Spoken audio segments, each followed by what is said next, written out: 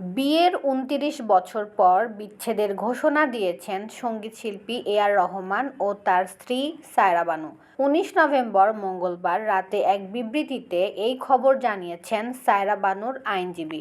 সায়রা বানুর আইনজীবী বন্দনা শাহ বলেন, দীর্ঘ বছর বিবাহিত জীবন কাটানোর পর সায়রা ও তার স্বামী এ.আর রহমান একে অপরের থেকে আলাদা হওয়ার মতো কঠিন সিদ্ধান্ত নিয়েছেন।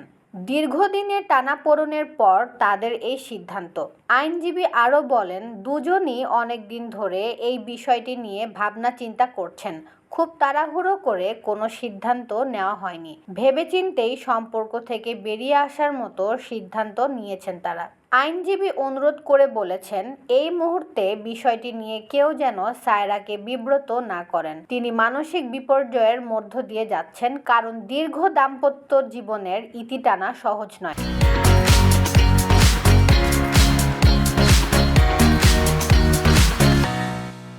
এদিকে সঙ্গীতশিল্পী এ.আর রহমানের আশা ছিল একসঙ্গে বিয়ের ৩০তম বছর উদযাপন করবেন, কিন্তু তা আর হলো না। সামাজিক যোগাযোগ মাধ্যমে বেদনাদায়ক পোস্টের মাধ্যমে এই বিচ্ছেদের খবর জানান এ.আর রহমান।